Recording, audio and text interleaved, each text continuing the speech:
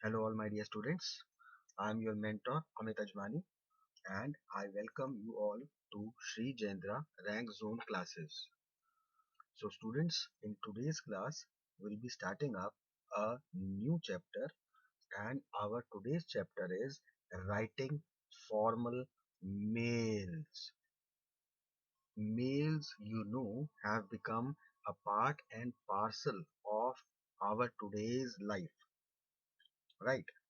Writing the letters by hand, formally or informally, has seen a drastic change in this technological world. So, how to write formal mails is very, very important nowadays.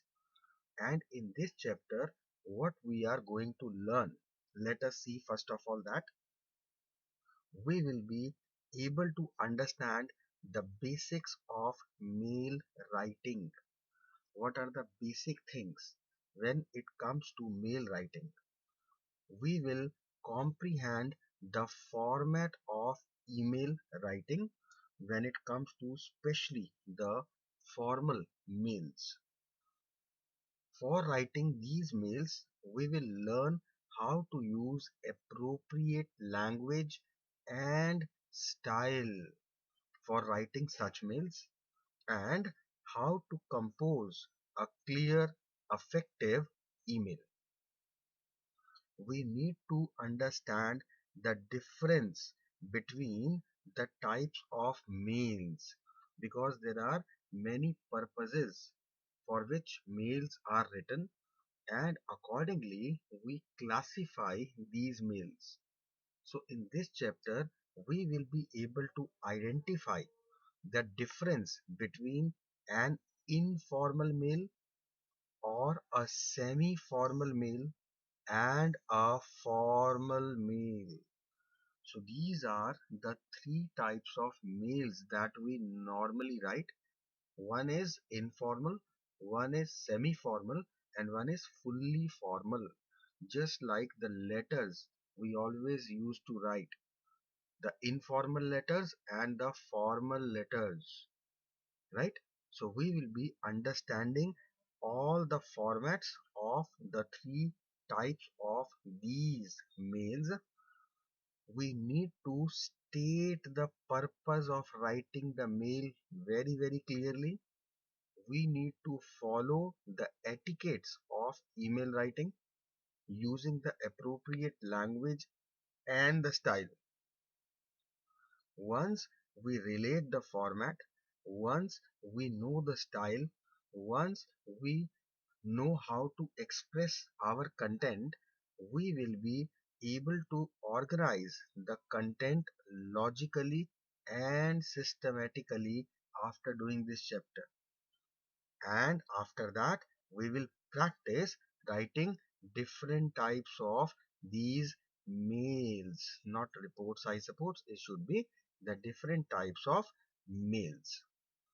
Clear? So these are all our goals and learning objectives.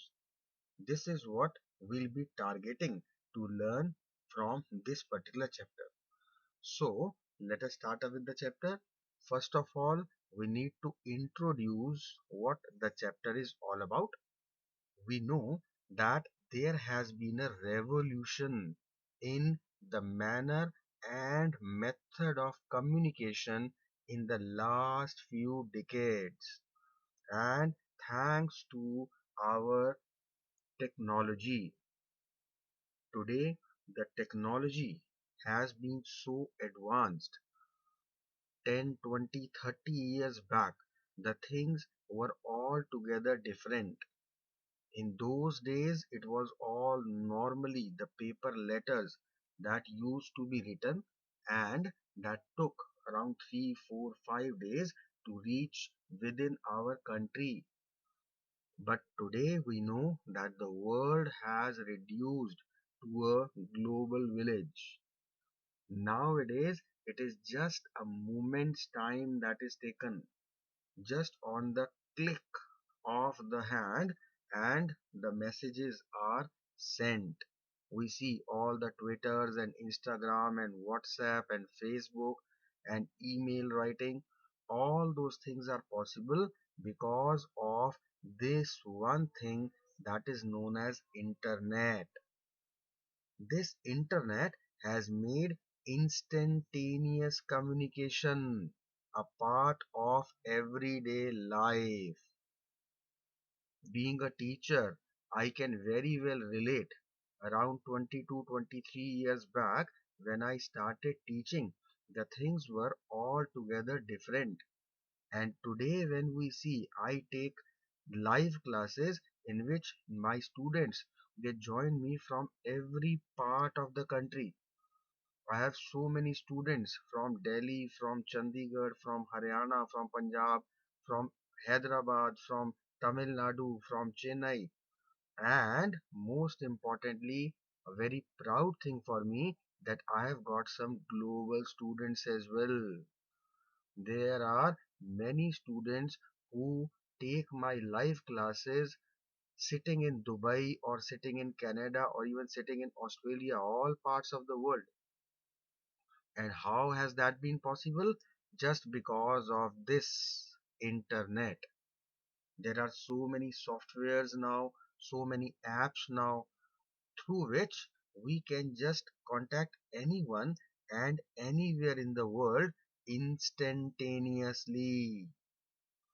So, writing the letters and posting the letters as we used to do 20 years back is no longer a viable option nowadays, right? And this you all have seen how easy it has become in order to contact anyone or to convey our messages just through our mobiles and our laptops. The most common and preferred method of informal and formal communication in the modern world is the email. What is an email? It is an electronic mail. So nowadays nobody writes the letter with pen on the paper, nothing like that.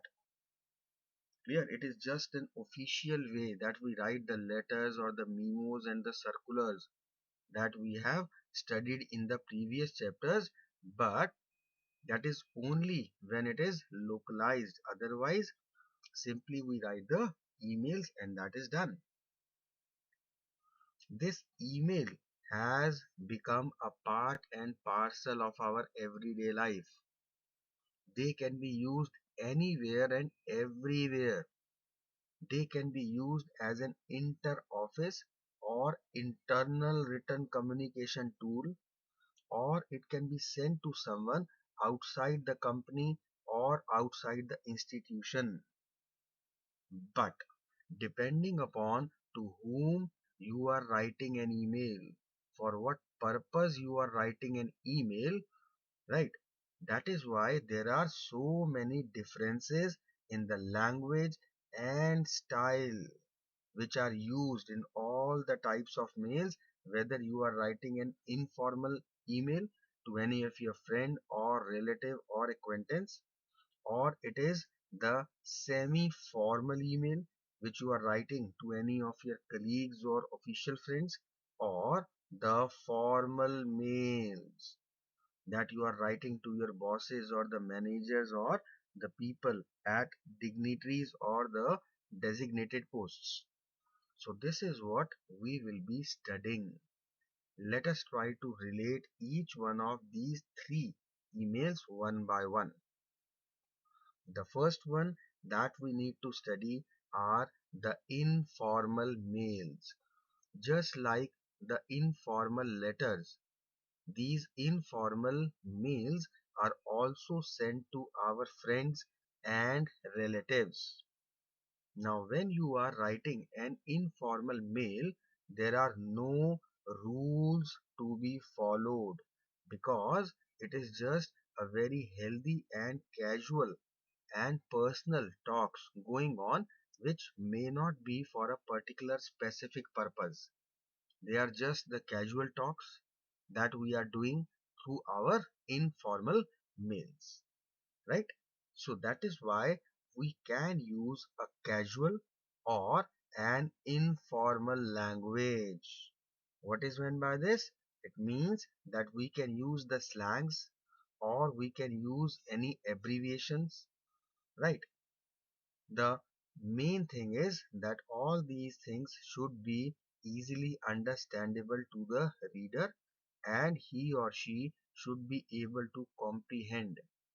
There are so many times we nowadays receive some messages stating just GM, which stands for good morning, or GN, which stands for good night, or CYS, see you soon.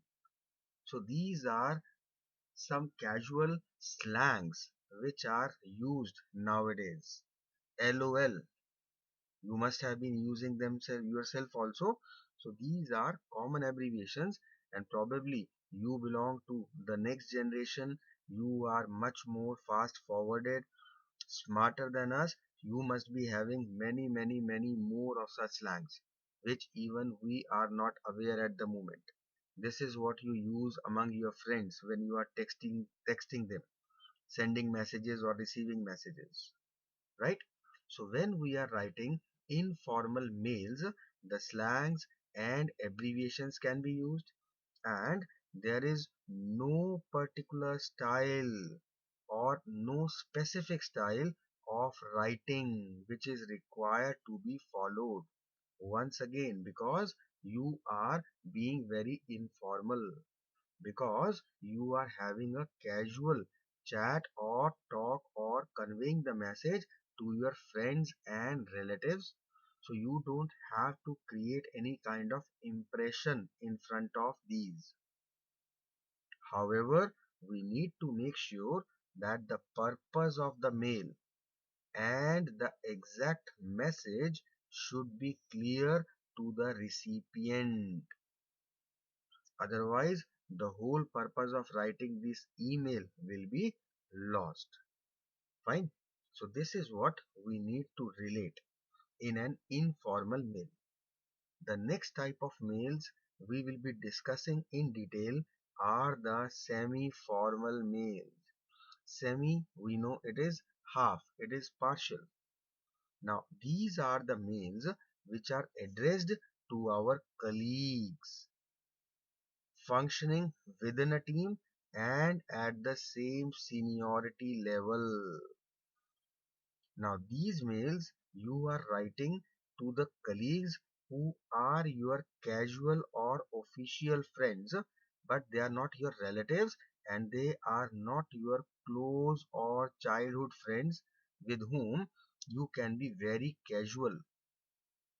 The reason is that you are official friends, you are colleagues, you are working in a team, you sit together, talk together. So there is a kind of healthy friendship or relationship between you, but you need to draw a line between the casual talks and the fully formal talks.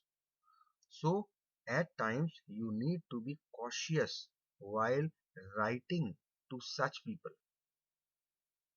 The emails written to such people in the form of semi-formal mails can be brief and the language can be casual and friendly. But once again, we need to be drawing the line which we should not cross. With our close friends, we don't think without thinking we say anything.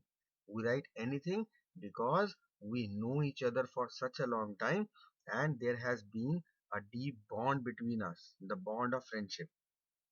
But in case of semi-formal mails, in case of your colleagues, you need to maintain decorum because this is quite essential, right? And of course, the most important part is the purpose of the mail and the message should be clear to the recipient or the recipients. Got it? Because this is what we are writing the mail for. The third type of mails are the fully formal mails. Now, these type of mails are addressed to people within and outside the organization. These are not our casual acquaintances or our friends or our relatives or our colleagues. They are either our seniors or if juniors, then we are writing them formally and officially. Therefore, the style and the language of these type of emails should be formal. The purpose needs to be crystal clear and the content must be lucid and precise. And writing these mails specially require to follow all the etiquettes of formal communication. So these are the three types of mails: the informal mails, the semi-formal mails, the formal mails. And we are able to differentiate as to what these three types of mails are and to what type of people these mails are written. Now let us see the format. When we are writing a mail, then in that case, first of all, the column says from. From is the name of the person who is sending the mail, the sender. Then there is to column. We'll just put a colon and we will write the name of the recipient, the receiver of the mail.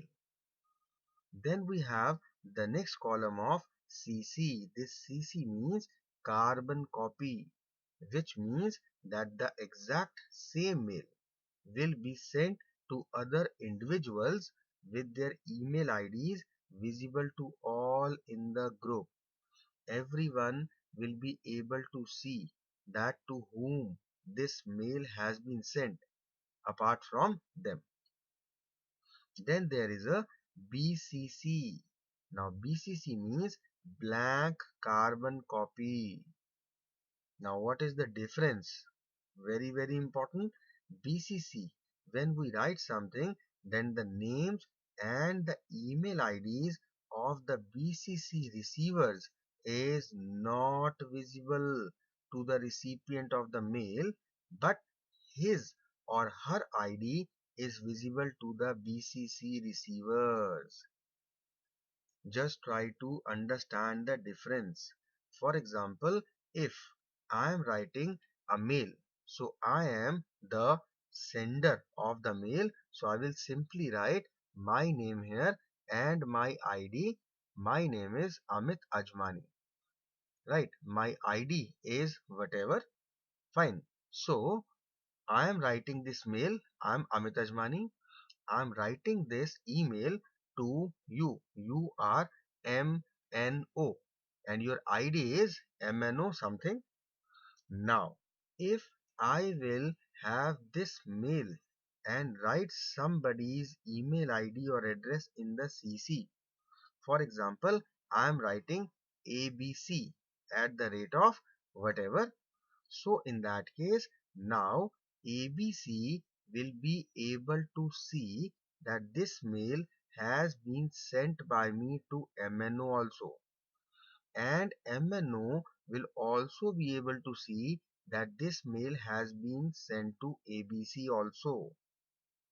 But if I now write somebody's email ID, for example, xyz at the rate gmail.com.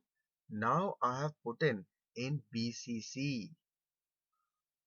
Now MNO or ABC can't see that this mail has also been sent to XYZ, but XYZ can see that this mail has been sent to MNO as well as ABC other than him. So this is the difference between CC carbon copy and BCC blank carbon copy. Got it? Most of the people are actually not aware of this. They just try to relate at times why this CC and BCC are given separately when it means one or the same thing. but it does not mean one or the same thing. What is the difference? I hope that now you are able to understand. The next column is the subject column. Now, in this subject, we write the subject very clearly and very concisely, just like the letters. In letters, we write a subject, or in anything, we write a heading. Always we make sure that whatever heading we are writing, number one, it should be crystal clear. Number two, it should be concise, not more than one line, and it needs to be such that it represents our whole content which is going to be followed after this heading or after this subject. So this heading should be written in such a way that just after reading the heading or the subject, the reader should be able to relate what will be the content that we intend to write, right? After that, it is the salutation. We can write dear sir or dear ma'am, right? Or dear Mr. Gupta. In case you know the receiver very well, you can also write hi Kapil, hi Rajiv, hi Nikhil, anything. And if you are addressing it to mass, to a group of people, it is simple hi all, hi everyone, just like that. Fine. Then comes the main body. Now, this main body is just like the main body of the letter once again. In this main body, the main contents are contained. It will contain all the main contents of this particular mail. For this, first of all, we need to write an opening paragraph which is going to outline the main idea or the main reason for the mail, and the following paragraph or paragraphs will give the relevant details, right? So initially we'll start up with an opening paragraph giving a brief introduction directly and indirectly, which is going to outline our main purpose or main reason for the mail. And then after that, we can write in the next one para or next two paragraphs what exactly are the relevant details related to this. After writing the main body, we will make a closing, and we are going to make a concluding statement, or it may be a suggestion, right? It may be the recommendations to address the issue or the problem being discussed, or it may be the suggestions on the timeline for resolving any particular issue, or it may be about delegating the responsibility to selected individuals. It may include anything depending upon the type of mail written that we will be discussing in detail, right? So these are normally and usual concluding statements. Then there is an option of attachments. You need to give a list of the documents which you are attaching for reference or for studying purpose or for information purpose, anything. Then we need to specify the contents of the signature line, which includes signature, the name and designation of sender. This signature line may also include any email address or any telephone number for the convenience of the recipient. So this is the format of an email. Let us try to relate once again. First of all, who is the sender? That is from. Who is the recipient? That is to. Then whom we are sending the mail apart from the one recipient mentioned above. This can be done in two ways, either entering the name and mail ID to CC or in the BCC column. The difference we have just seen, If we want that all the people can see everybody's name, we will just write in the CC. But if we want that the recipient, which is the name has been entered here, he should not be able to see that this mail has also been sent to somebody else. In that case, that person's name and email address needs to be entered in the BCC column.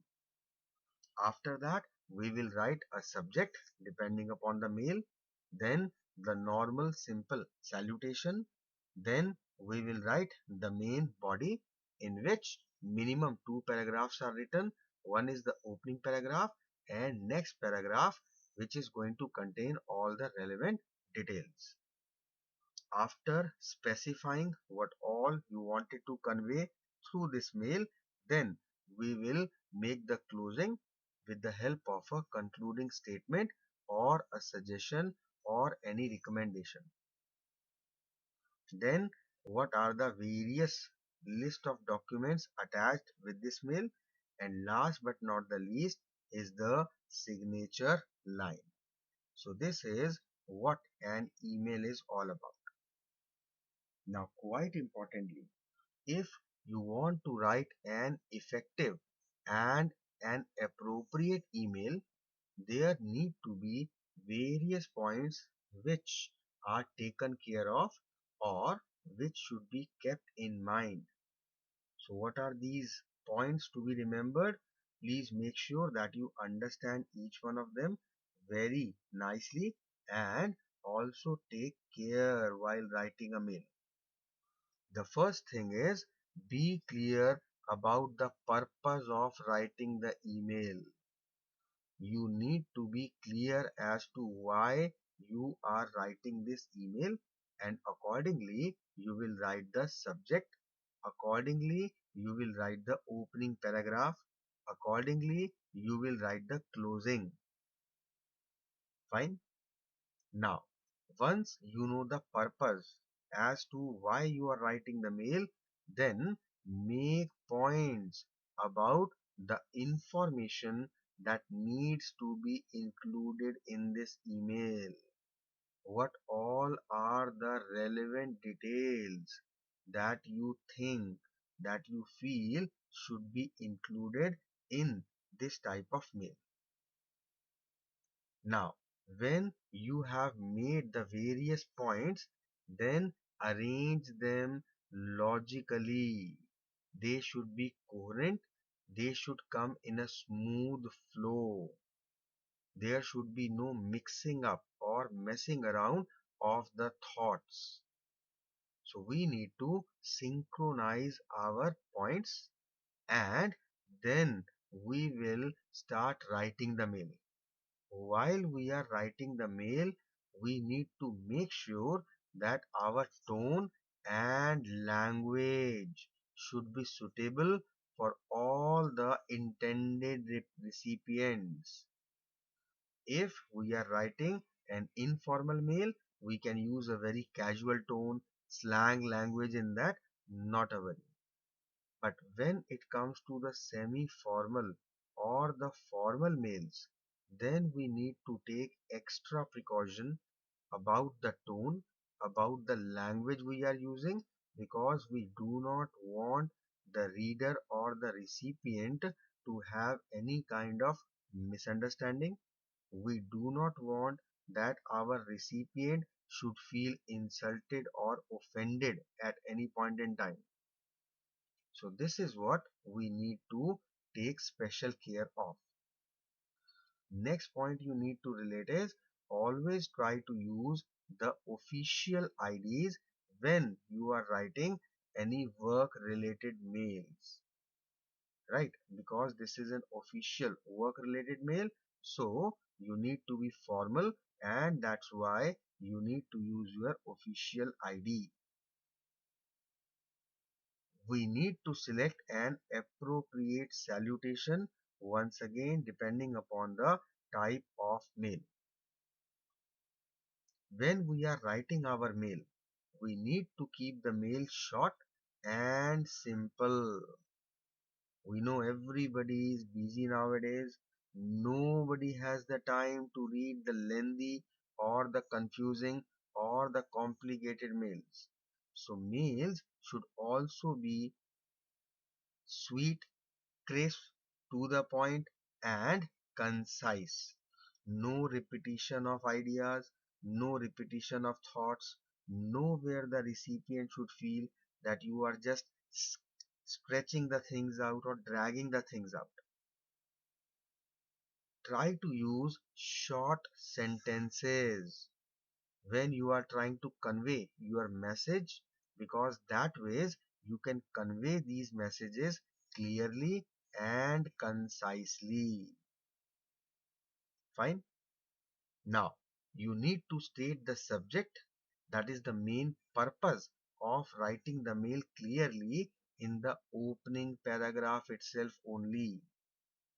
After reading the subject, the recipient will read the first paragraph, and in that first paragraph itself only, the things should be quite clear and precise, so that he needs to relate what is going to follow in the next paragraph.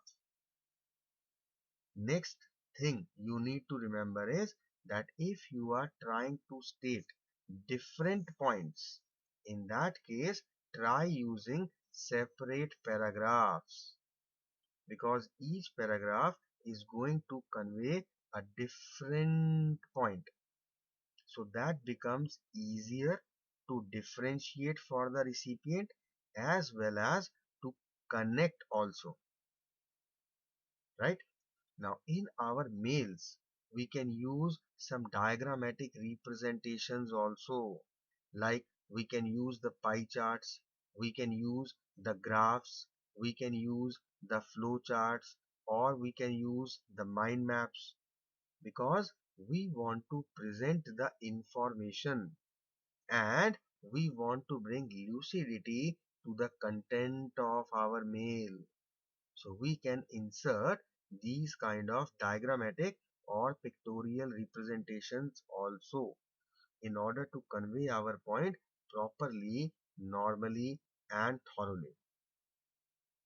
Next point that we need to remember is that the content of the mail should be logically and systematically organized. In case of informal mails, it may be a bit, it can distract from the point, because when you are talking in a casual way without any particular purpose, just to know the whereabouts or well-being of your friends or relatives, you can just continue with one talk, you can just mix some other talk in between, coming back to the first talk again. Just like normal talks, we start talking with someone, in between we just get distracted to some other point, and then after 2 3 4 minutes discussion, we again come back to the main point. But when it comes to formal and semi-formal mails, this liberty we cannot take. We need to arrange our points logically and systematically. They should be properly organized, because there they will represent what you intend to say, right? So it is going to give a wrong impression on the recipients if you are mixing up the thoughts.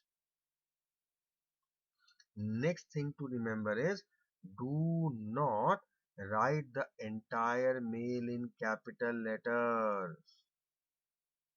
Why so? Because capitalization represents emphasizing something.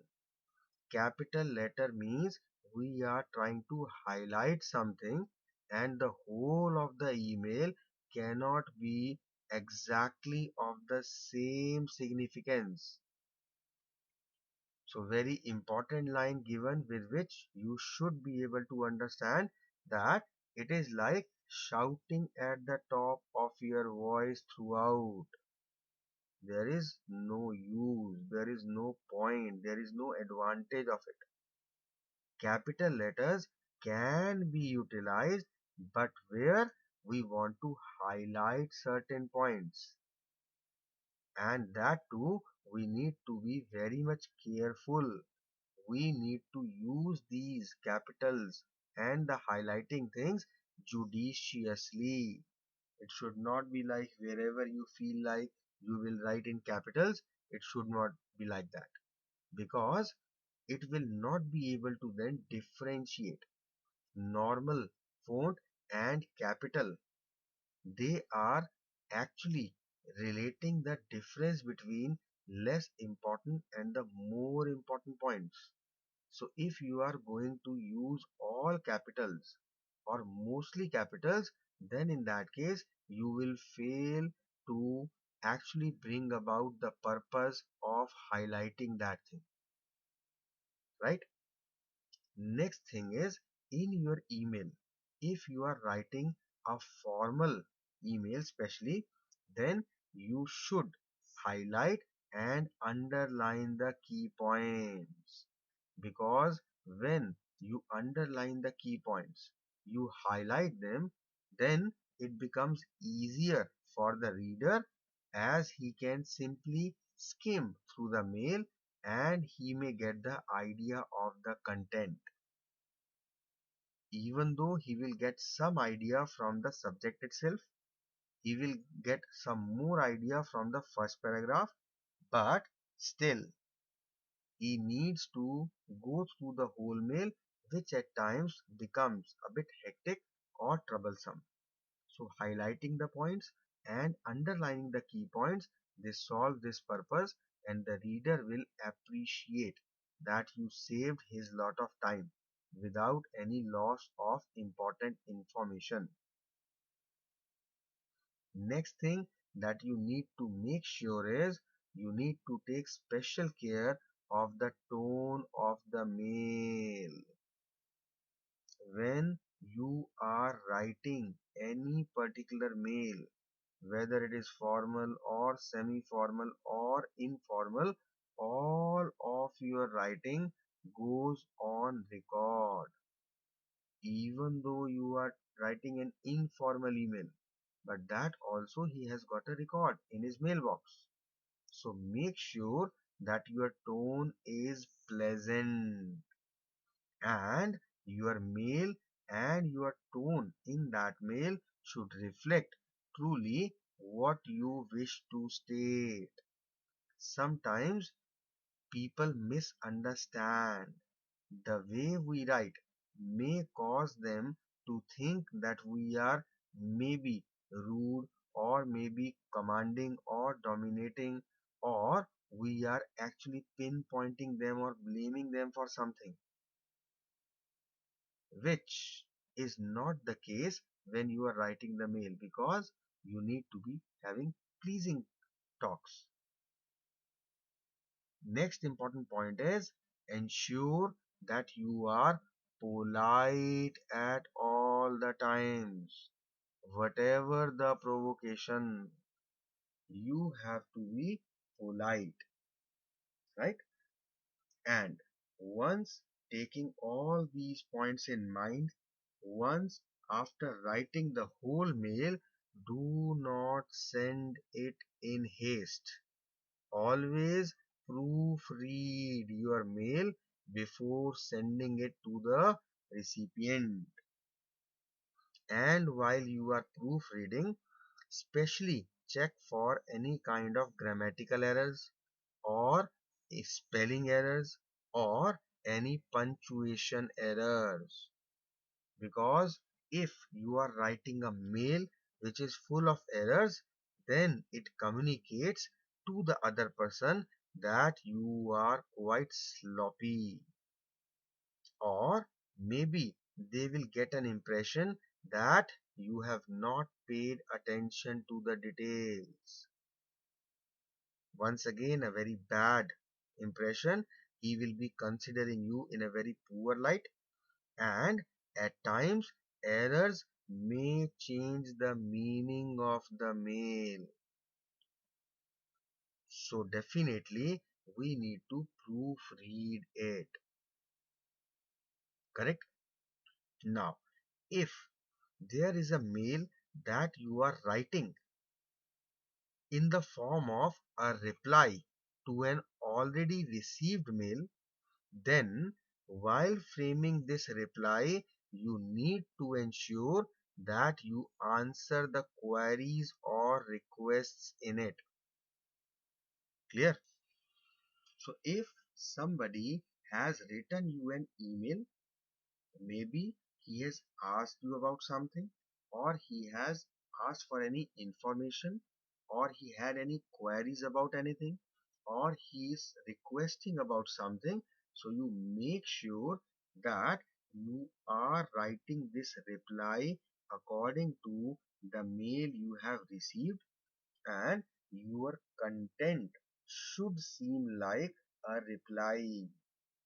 The reader who is going to read your mail, he needs to be satisfied with the reply you have given, solving all his doubts or problems, giving information regarding all his queries, and giving some possible solutions, or giving some possible advices if he or she has requested something. Clear? Now, when you are writing a mail, especially the formal mails, you should not use any kind of slang language. You should not use any kind of incomprehensible abbreviations.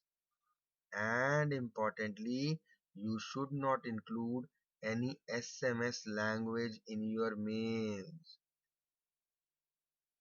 You will not believe, but nowadays you have been, by you I mean the students, you have been so addicted to the mobile typing in the form of WhatsApp or Facebook or Twitter or Insta or Snapchat, that when we as examiners, we check your answers for the past minimum 3 or 4 years. I am talking about. Every year I see minimum 70 to 80 answer sheets. Minimum, this is what I am talking about. If I am checking 1,000 answer sheets of the board examinations or anything, out of them, minimum 70, 80 answer sheets are full of this your or this you, because this is how you type or how you write in your SMS messages. This is a very, very, very common error. Another common error is night. Nowadays, NIGHT students have actually forgotten that the actual spelling of night is NIGHT. Instead, they write NITE. And trust me, this is so common and so irritating for us examiners. We do not expect this kind of casual attitude or carelessness from grown up students like you. But the problem is that you are not deliberately doing it. You are unknowingly doing it. You are not even aware that you have written such type of SMS or slang or incomprehensible abbreviations. And that is where this particular step of proofreading comes into role. So make sure that if you find any of such type of words anywhere while you are proofreading, that simply means, even though you admit it or not, but that simply means that you are actually not thinking while you are writing, and you are writing very casually, the way you type with your thumbs. And if you find any of such these words, please and please revise again and again, because you will find minimum these type of words minimum 10 to 15 places in only your one particular thing, because this is what is now your habit. It has become your habit. You have been habitual of it. So it takes a lot of time and a lot of effort to remove such things in our practical applications, right? So do not use them. If you use them, then they make it difficult to follow and give the impression to the reader that you are too casual in your approach. This is the exact feeling we get when we check such answer sheets in which these kinds of you and night etc. are written. And seriously, I'm very serious about it, that it's not funny. We teachers, we examiners, we really get frustrated and irritated. We really get very upset and angry as to how such a grown up child can make such kind of blunders. These are not mistakes, these are blunders. So try to avoid them, right? So these are all the things that you need to take care of while writing the emails. Now, when we talk about emails, these emails are very effective means of communication in certain fields. What are those areas when email play a very significant role? Let us see.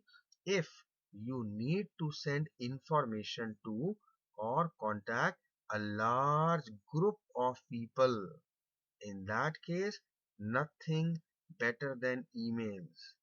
You have to just write one email, and either you can forward it to everyone or simply CC BCC.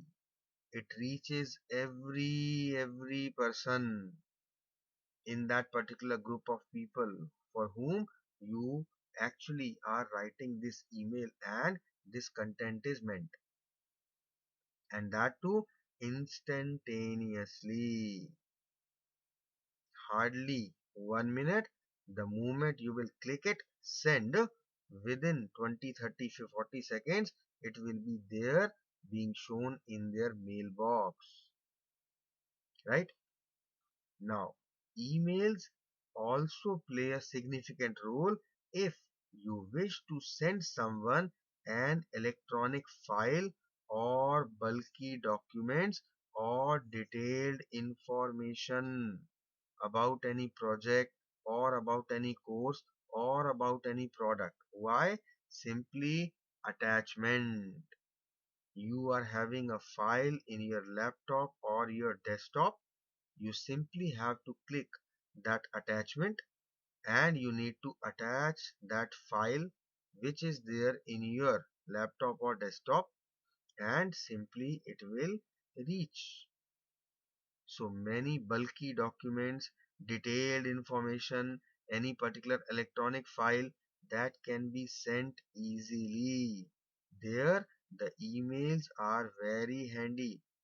Otherwise, the initial way, when I was of your age, then what we used to do was just sending it through post office or courier, right? Taking the printouts of all the pages, then sending it through courier.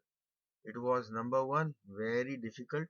Number two, very slow process because it took many days, 2, 3 days. Number three, actually, you are still not sure whether it is going to reach on time or not. Fine. So, and costly, of course, you need to take the printouts of each and every page. If there are 100 pages, of course, you have to take the printout, and how much bulky, how much heavy it will become. If you want to send it through courier, you are going to pay so much amount. It will cost you a lot. Fine. So in this ways, emails are one of the best ways of communication. Then, emails also make it easier to contact those people who are otherwise not approachable due to distances or due to their busy schedules or due to different time zones. Now, let me give you my example. As I told you that I have got many students. Now, when I am supposed to take any class and that class timing, if I'm talking about India here and I'm sitting in India, anybody who wishes to join from Australia, he is around 4.5 5 hours in advance of me. And same if I want to take the class of somebody in Canada, he is 7 hours, 6 hours behind me. So how to coordinate? How should I coordinate with both of them simultaneously? Nothing much. Just one day before the class, you need to set the time, you need to mail them or message them. That's it. They will reply back and they tell me their convenient time. Accordingly, we coordinate.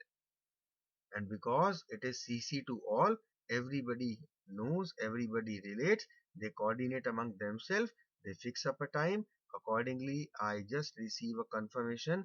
Okay, sir, this particular time we are available. Simple as that. Simple.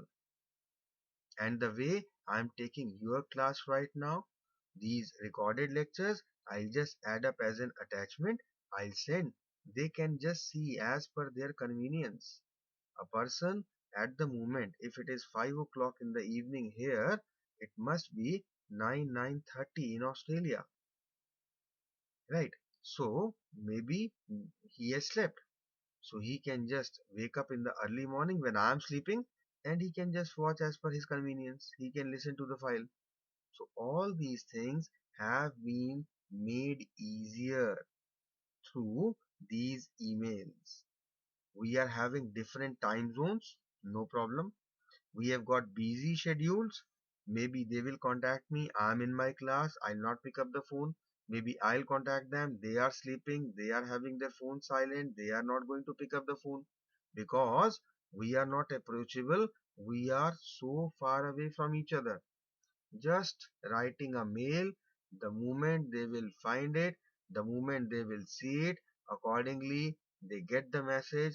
Either they will call me as per the suitable timing I have mentioned in the mail, or they will revert back by writing the mail, replying to what I actually asked, giving me the answer to my questions, or vice versa. The same way, they will write me an email, they will message me, I'll reply them back. So emails are very effective means of communication in this case. Next, if you require daily communication on varied matters in an organization, even then also emails are very important. And emails are especially very important when you need a written record of the communication for future reference, for any kind of evidence. It is imperative that important emails are saved for references to what someone said in an earlier message or to provide any kind of proof. For example, you can provide the proof that you have sent the jeans consignment and have received a confirmation of the same. So now, once they have given you the mail that they have received it, they are giving their confirmation.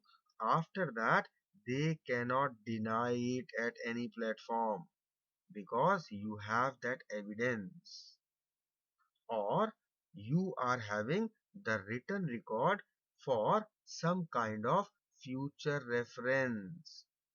There was some important content regarding some important meeting, so you can review it as and when you want just by opening your mailbox. clicking on the message, that's it.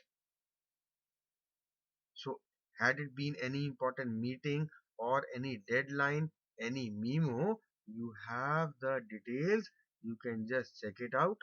So, emails are the written records of the communication. So, in all these things, emails play a very significant role. But we have been talking all about positivities only. Let us talk about a negativity also. Emails are inappropriate means of communication in certain fields also. For example, if some issue is complicated and it involves repeated lengthy discussions, then the emails do not play much a significant role, because it will be just a monotonous, frustrating, and a lengthy process of replying, then waiting for the other person's reply, again replying. So, in such situations, it is better to arrange a meeting with the concerned person or the concerned party rather than writing the mails and wasting time in that. There are so many times, even you are having a particular chat with someone on your mobiles, you wrote something, the other person wrote something, and there is some kind of issue or some discussion or some problem creeping up.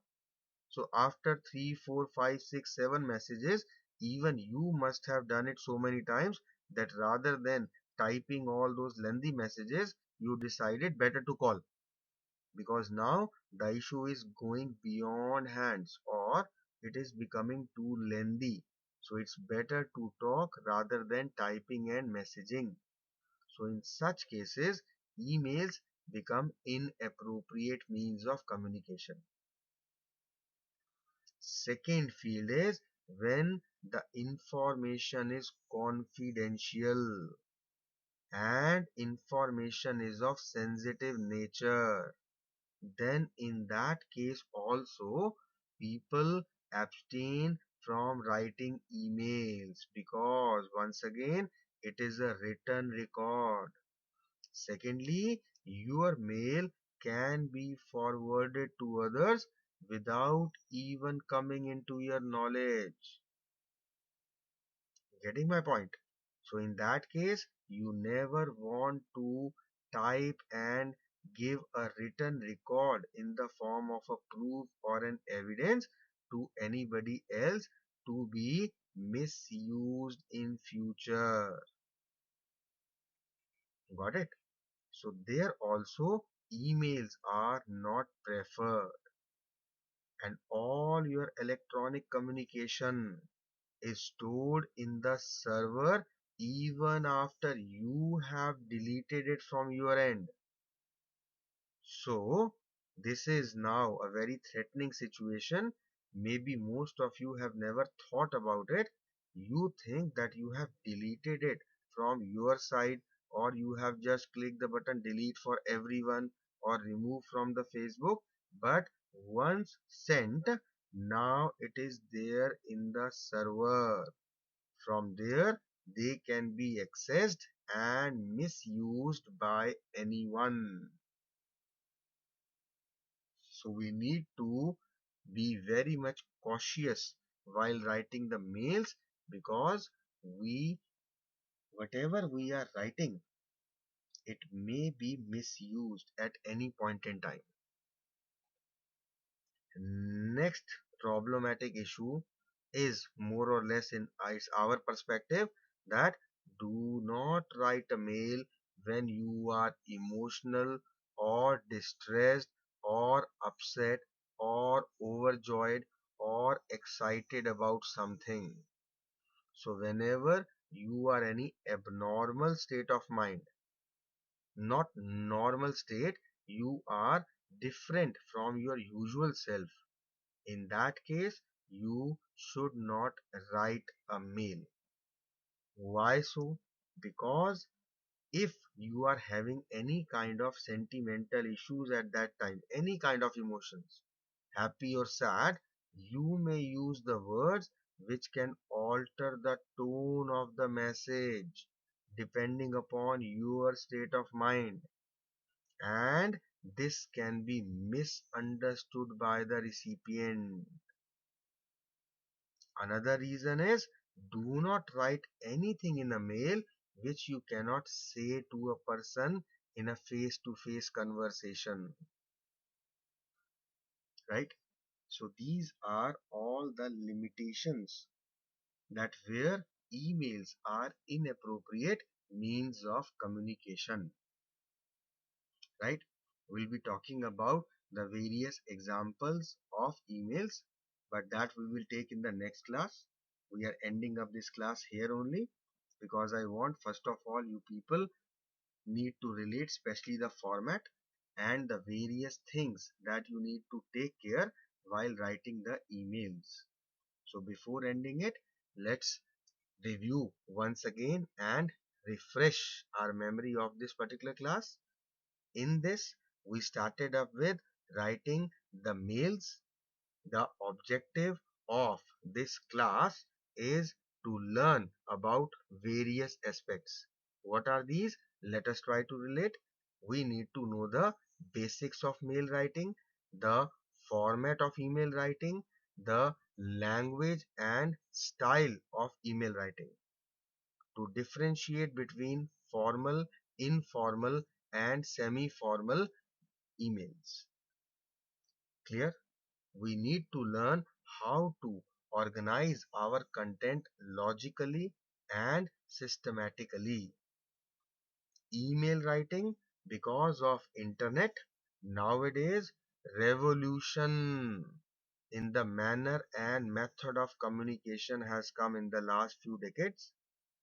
Internet is instantaneous communication source.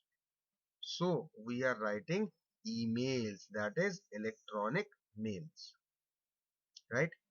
Three types: informal, semi-formal, formal. Things to take care of in informal. Number one, whom we are writing? We are writing it to our friends and relatives. No rules, casual, informal language acceptable, but the purpose and the actual message that should be clear through our mail. Talking about the semi-formal, whom we are sending to our colleagues or the people at the same seniority level. That case, language may be casual, may be semi-casual, may be friendly but not too much. Maintaining decorum is essential.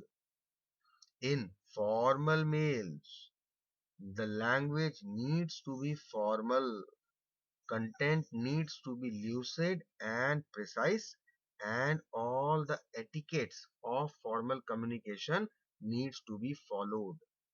Now, very important, this is what I want you people to learn. What is the format? This is what we'll be using in the next class. From, that is the name of the person sending the mail, to name of the recipient and the ID address, email ID, CC and BCC, that is the carbon copy and blank carbon copy. Even though you leave it blank, but you need to write CC BCC. Then comes the subject. After that, the salutation, then the main body. In main body, minimum two paragraphs. One is the opening paragraph outlining the main idea or the reason for the mail, and the second one is giving relevant details. It may be more than two paragraphs also, because if we are giving different points, we have already seen that we need to write different paragraphs. Then we will make a closing, that is our concluding statement or the suggestions or the recommendations. Then attachment, the list of documents which are attached along with this mail. Last is the signature line, including signature, name and designation of the sender. Also, it may include the email address and telephone number. This is again important thing, how to write an effective and appropriate email. Be clear about the purpose, Make the points about all the information you are going to write. Arrange those points. Make sure of your tone and language as per the intended recipient. Always, for work related mails, use your official ID. Salutation needs to take care. Mail should be short and simple, right? Don't write lengthy or confusing mails. Use short sentences. Subject should be stated clearly. Separate paragraphs should be written for stating the different points. We may include pie charts, graphs, flow charts, mind maps, etc. depending upon the requirement. The content should be organized logically and systematically. Do not write the entire mail in capital. Make use of the capital letters very judiciously, only to highlight certain points. Try to highlight and underline the key points to make easy for the reader to go through the main points. Tone of the mail should be always pleasant. You need to be polite. Always make sure that you are proofreading the mail for the recipient before sending it to him. You need to check for grammatical errors, spelling errors, and punctuation errors. Important point. Then, if you are framing a reply, again make sure that you are actually including the answering of the inquiries or the requests. In formal mails, no slang language, no SMS language, no such abbreviations which are incomprehensible by the reader. Clear? Now, common thing, emails, effective means of communication when information is to be sent to large group of people, when you want to send some electronic file, bulky documents or detailed information to someone, or if you want to contact the person who are otherwise not approachable because of any reason. This is the theoretical question which may come. Give three fields or three areas in which the emails are preferred or emails are not preferred. So, emails in daily communication or various matters in organization, they are preferred. Now, where they are not preferred, or at one point is left when we need to have a written record of communication. They are not preferred when the issue is complicated or it involves a repeated lengthy discussion. Email is not preferred when the information is confidential or of sensitive nature. It is not preferred whenever you are in a different state of mind, having certain feelings of heart taking over your brain, like if you are emotional or distressed about something, or you are upset about something, or even the positive side, you are overjoyed or excited about something, because this may lead to the misunderstanding of the message and your tone. Got it? So this is all about the introduction part and the details of the formal, informal and the semi-formal mails and points to remember. Read them all. In the next class, we'll be completing up this emails chapter and we'll be taking a lot many examples, and whatever we have learned in today's class, we are going to implement in the next class. Got it? So time to end the class, and I'm sure that whatever is being taught, you are able to relate, and I hope you remember my advice. Always come prepared in the next class to take the maximum advantage of what you have learned. Clear? So meet you guys in the next class. Till then, study hard and take care of yourself. Have a great time, guys. Goodbye, everyone.